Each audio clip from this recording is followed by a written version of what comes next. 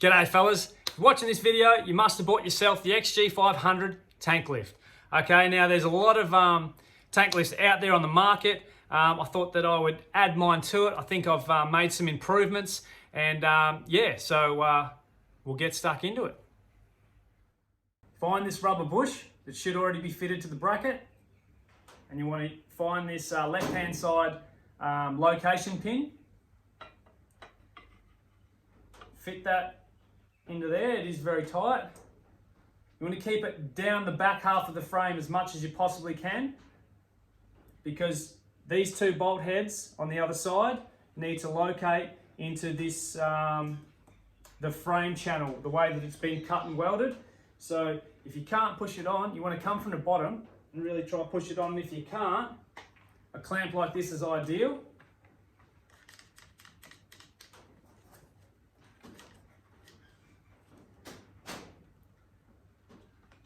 That's it, it's just about there.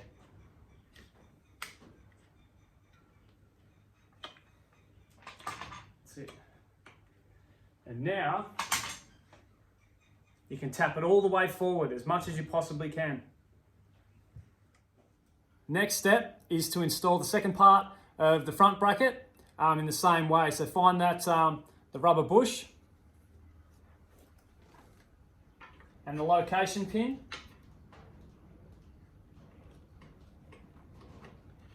I'm going to just set it on there like that. And then what we've got to do is get that clamp back out. Put the clamp back over it.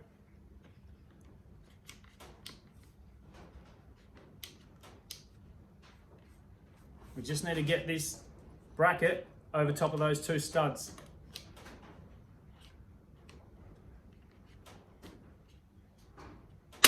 That's it. Clamp that, squeeze that together as tight as you possibly can until these studs are against the end.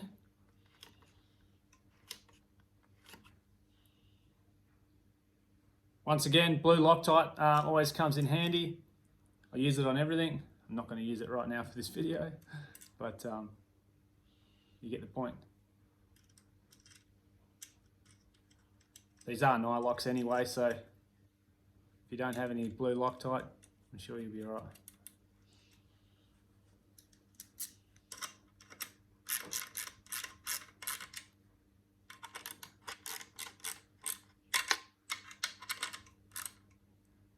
Torque those up, release that.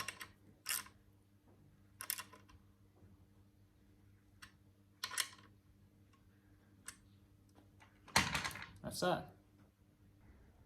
So what we want to do now is install the bushes. Ignore the thread. It was just a lot easier to make them this way because they are threaded and epoxied in, the studs themselves.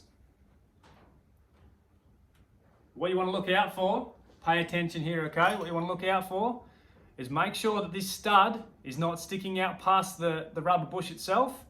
All right, some of them are, very slightly.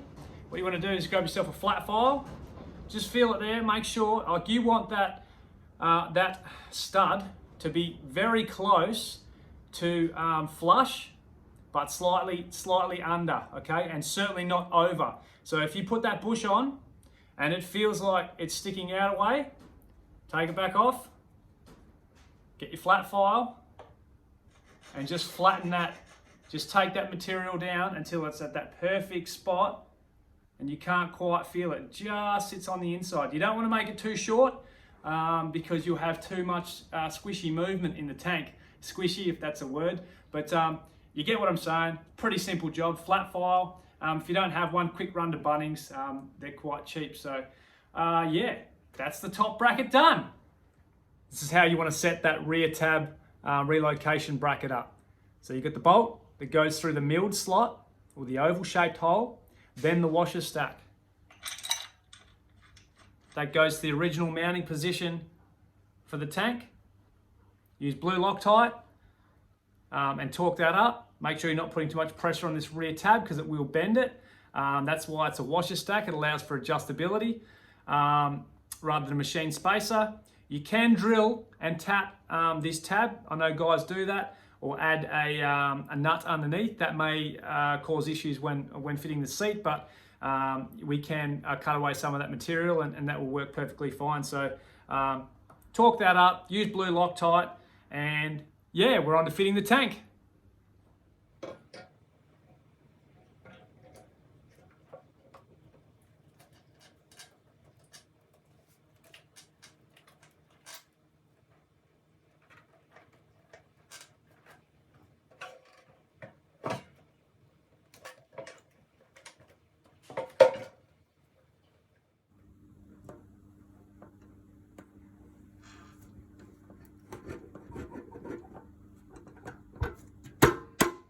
We're getting there.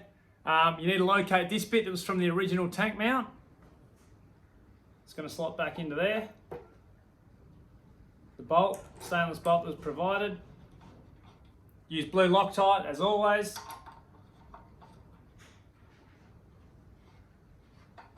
You're going to torque that up. We'll move on to the seat. Flip it over. This front section here, from about here to here, you want to use a flathead screwdriver and just remove those staples all the way around. Stretch this back over, just like that. This one has already been chopped. I wish I could have started again for you guys, but it's the only seat that I have. I did go pretty major on this. I was working on a bit of a different idea, and you may not have to go this major. So first step, before you go cutting any plastic, is just to get a permanent marker and draw a nice neat line, square line along the foam. Get your razor, brand new sharp razor. Don't cut your fingers off. Remove the foam. Once you've removed the foam, flip that vinyl back over, test fit it. You still want the plastic to locate underneath this tab. So you want to push down there and push at the back. This one's obviously done, so it's going to fit. Yours is going to butt up against the tank. The plastic is going to hit here and here. Use your marker as you're test fitting that and mark the plastic. Flip it back over. Then you want to get, well, there's a couple of different tools you could use, but ideally a hacksaw blade, a really thin hacksaw blade, and just cut those areas bit by bit. All right, just bit by bit. Most likely it's just going to be on these two edges here, on the two edges here. Don't take too much out of the tongue here. You still want this plastic to go and locate under this tongue, because that's going to hold your seat down. Okay, obviously it's going to bolt in at the back. It needs to go in under that tab. It's not that drastic. Cut the plastic away, remark it, continue until you get it fitting perfectly. Fold that back over, staple it all back down again. Make sure you staple it nice so that you don't get any wrinkles or anything like that. That'll bolt in there. You got no gaps. You got no big fucking bit pressing out here. Job done. You've just installed an XG500 tank lift.